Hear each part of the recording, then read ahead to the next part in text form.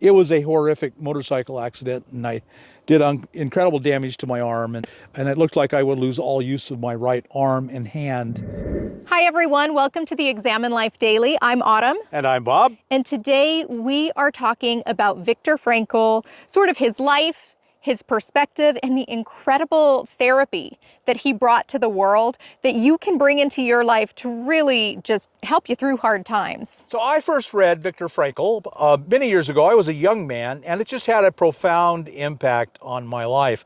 The book is Viktor Frankl's Man's Search for Meaning. Man's Search for Meaning. And it just gave me a direction that I wanted to find meaning and purpose in my life. And my problem was that for the first 40 years of my life, I didn't have any. I felt really lost and confused. And then various things happened, and in this last half of my life, I have found a lot of meaning and purpose. And so I have experienced myself exactly what he describes. Carl Jung has a really famous quote that I love. He says, "Man can't live a meaningless life." And so my first 40 years of life did not have any meaning, and then after that I found a meaning, and it was just a night and day difference. So the wisdom of Viktor Frankl is enormous. Let me give you a little bit of introduction to him and his life. He was born in 1904 in Austria. And he grew up there. He was Jewish. His family was Jewish. And he went to college in Austria to become a doctor and a psychiatrist. That was his passion in life. And then in the late 1930s, Germany invaded and took over Austria, and his family was Jewish. And so it wasn't very long before his family was rounded up and sent off to the concentration camps. He was very briefly in Auschwitz, but he was in for 3 years. He and his family, both of his parents and his wife and his brother and himself were all put into the camps, and they all died but him. And so he really experienced the horrors of the German concentration camps. Before he went into the camps, he had started developing something he called logotherapy. And you have worked substantially with logotherapy. Substantially. In fact, without knowing that is what drove me into studying psychotherapy, the whole premise of it is why I wanted to get into the field. And the reason is, one, the therapy itself really is minimal on diagnosis. Diagnosis can absolutely be helpful, but at the same time, logotherapy shows that it's not really necessary. What I love so much about logotherapy is it's for people who have been through hell. It is how to basically still put one foot in front of the other when you have had losses that you never could even comprehend. And as you mentioned, Viktor Frankl, he was exploring these ideas prior to his time in the Holocaust. He was working with teenagers, typically, specifically teenage males. There was quite a large suicide problem going on in Austria at the time, and he was finding that through exploring meaning and purpose in these adolescents, he was making headway in reducing the suicidal epidemic that was going on. And he also really branched off some of the mainstreams of psychology at the time. He was really heavily influenced by Freud, who said, well, the core human drive is the will to pleasure. And then there was Adler, who said the core human drive is the will to power. And Frankl was already working on this concept of, no, the core human drive is the will to meaning.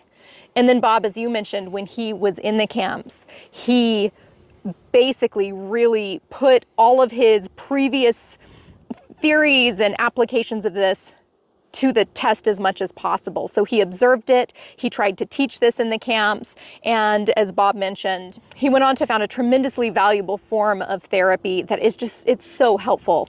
In this particular type of therapy, you can do it with the therapist. You can always look up a logotherapist, and I recommend it. That's my personal favorite type of therapy, logotherapy and internal family systems. And with logotherapy, you can also do these practices at home. So I'll share a little bit about what logotherapy consists of and how it's applied. So one of the great things is, for the most part, it's not going to cost people a whole lot of money. Therapy, as a rule, is very, very expensive. A lot of time in and out, makes years sometimes. Right. But you're not seeing that with logotherapy. No, in fact, logotherapy, there's a story in grad school about logotherapy and how fast and effective it can be. So there's this story about a man who basically needed half a therapy session, because logotherapy is all about how do we make meaning of something. So there was this 80-something-year-old gentleman who came into therapy because his cherished wife of over 50 years, she had died. And this man had vowed to protect her. That was one of the roles that gave him so much meaning in his life. And because she did pass away from old age, but she passed away before him, he was really struggling with this sense of guilt in his grief that he didn't protect her.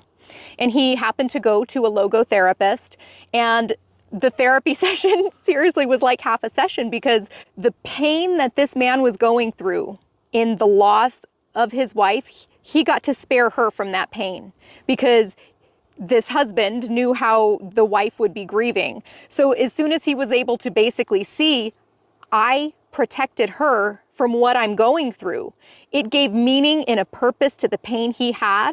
And he literally got up mid-session and walked out, because it was sort of like the 30-minute therapy session.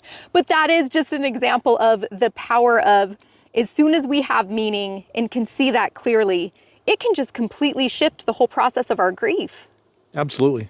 In Frankl, he really shares, it doesn't make the pain stop. Like, you know, when that man left, I'm sure his pain was still there. Just like Frankl's pain was still there. And he talks about this. His pain did not diminish when he left those concentration camps and was left with the horrific losses that he faced. But he found a way to put one foot in front of the other and still move forward. And one of the things that I love so much about Frankl founding this particular therapy is there's pretty much not more horrific things that somebody can go through besides what he did. He experienced the ultimate victimization, and yet he refused to be a victim. He said, I am not going to let this stop me. I am not going to allow this horrific thing that happened to be a reason why I don't move forward. In fact, the meaning that I'm going to gain from it is doing everything I can to basically make my life continuing to be worth living for. Just like we've talked about in some of our Stoic videos, where Stoicism as well as Frankl really both look to see what can we control and what can we not. And Frankl was huge on, if I can't control it, what I can control is my attitude. It's my perspective. That doesn't mean I have to like it. That doesn't mean I have to bright side it, but I can look at something and make a decision to say, I will go on. I will make the most of this. So I want to tell you one event in my life that was just pretty horrific to me. Nothing like what Viktor Frankl went through, of course. But in 2011, my son took his own life.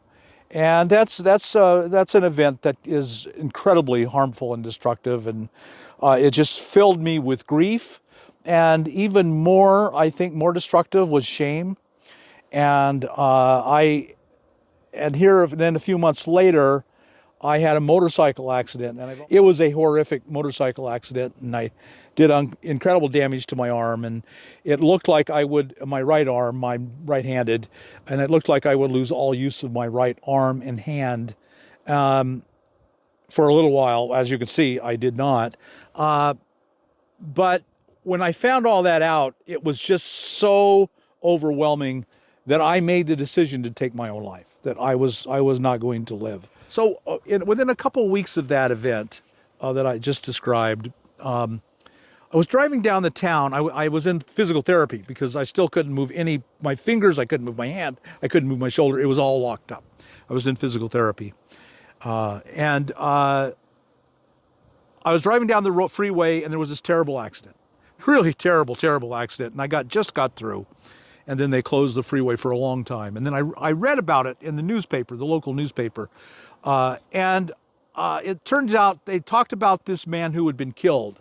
And the woman who had hit him had also been killed. But there was in this story over and over again. It wasn't in the obituary pages. It was on the front cover. And you know, when I was reading this, the front page news about this man and what a wonderful impact he'd had on his life, it occurred to me, that's an answer to my question. I want to die, and when people hear about it, they grieve. And they want to write in and tell other people about me. And that became my reason to wake up every morning. How many people could I impact and touch and change their life for the better. In small ways, that's all I'm just a very average Joe. So it couldn't be big ways, but how could I do that? And I'd already been a nomad, and I had a website, and it was doing good work, and I was very happy with the work, but it wasn't enough. And so very shortly after that, I got into YouTube, and it was to make as big an impact on as many other people as I could, so that when I died, I was going to live for my death. So I've been on YouTube in almost 10 years, and I can't tell you how many times people have came up to me crying often and saying how I've changed their life. And over this time, almost 10 years on YouTube, I have had 100 million views on YouTube. 200 million. Is it 200 million? You have over 200 million views. That's a lot. I didn't know that. Yeah. Okay, so I've had 200 million views on YouTube and 820,000 subscribers, and I've changed people's lives. And I don't say any of that to be proud, but had I not asked that question and turned to my higher power, and my higher power placed in me a goal and a purpose to live for, and the ability to carry it out, and the love for people to make their lives better, that they see and feel. I hope they see and feel it. I hope that's why they keep watching. And so Viktor Frankl was right. One of the things he said was, if you have a why to live another day, you can endure any how. How am I going to get through this? Yeah, Viktor Frankl changed my life, and I'm extremely grateful for him. I've shared this in other videos. One of my favorite mentors ever would always say, God never lets 1 ounce of suffering go to waste. And with logotherapy, with what Viktor Frankl taught, with what you just shared, Bob, is it doesn't make the pain stop. Because if you think that's the goal, that will just lead to more suffering. It doesn't make the pain stop, but it makes the action you take thereafter worth it. And I also think about the concept of sacred wounds. In the ways that we have been most hurt, harmed, traumatized, in despair, we know how to help somebody out from that particular path, right, that particular hole that they may be in. 2 clients came to mind as we were preparing for this talk. I worked with a mother who had a child tragically die in an accident, basically a bystander of a drive-by shooting. And this mother was in such absolute despair. And what she ended up doing over the course of her time on her path to healing, she started support groups for parents in her very small town that didn't have access for that kind of thing, free support groups, so parents could come and be together, and not just for the loss of a child, but if parents were struggling with children. This mom got so active in the community associated with reducing gang-related violence. And it didn't happen right away. She had to grieve. She had to be angry. She had to be in despair. She broke down. It took a while for her to search for this. But many years later, her groups are still sustaining and helping others. You know, there's so many things like this. There's memorial foundations often named after somebody who passed, but the foundation bloomed and developed as a result of family members saying, I cannot let this loss, this suffering go to waste. I will make something of it. I think of one of my earliest clients ever. He was a gentleman who had a DUI. And the DUI was the last straw for his wife. She decided to divorce him, and because of a long history of pretty intense alcoholism and dangerous high-risk behaviors, she ended up having mostly full custody of the children. And so he felt like he lost everything. He was in a very despairing place, questioned if he wanted to be here. He spent some time in jail. DUIs are very expensive, so he had an incredibly difficult financial setback as a result of all of this. That was his rock bottom. This man is an incredibly active sponsor, giving talks at high schools to dissuade people from DUIs, acting in the community, very involved in recovery. And these are just things we can do where if we've been through hell, we can put one foot in front of the next and walk people out of hell along with us. One of the things Viktor Frankl talks about and doesn't get enough attention is he talks about taking responsibility. That's the thing that I think makes all the difference in finding meaning and purpose. I have a responsibility to take this suffering that I've gone through and this life, this precious life. Maybe your life isn't full of suffering. Maybe you just are kind of lost and you don't know what you're doing. You're just searching for relief from past experiences, whatever they may be, whether they're terrible or not. But if you'll take responsibility to make other people's lives better, that is being finding purpose and meaning. You've been given all kinds of gifts and purposes, and then you have to think, this has been given to me as a gift, and now it's going to save my life perhaps. And I'm going to take responsibility for the gift and the obligations I've been given. To whom much is given, much is required. And so take that responsibility, look for a way to put it to use, and then begin to find your purpose and meaning in your life. One of the things that Frankl said is that there should be a statue of responsibility on the West Coast. Yes. He said, there's the Statue of Liberty on the East, but freedom without responsibility lacks meaning. It can be chaos and it just is empty.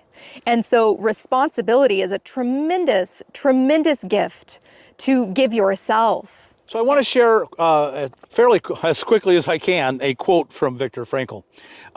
He says this: "By declaring that man is responsible," that's what we talked about, "and must actualize the potential meaning of his life, I wish to stress that the true meaning of life is to be discovered in the world rather than within man or his own psyche." In other words, in my day-to-day life, I discover my meaning. That man, I saw that accident. And so that was, I was living my life, and I looked at this man and the way he had lived his life.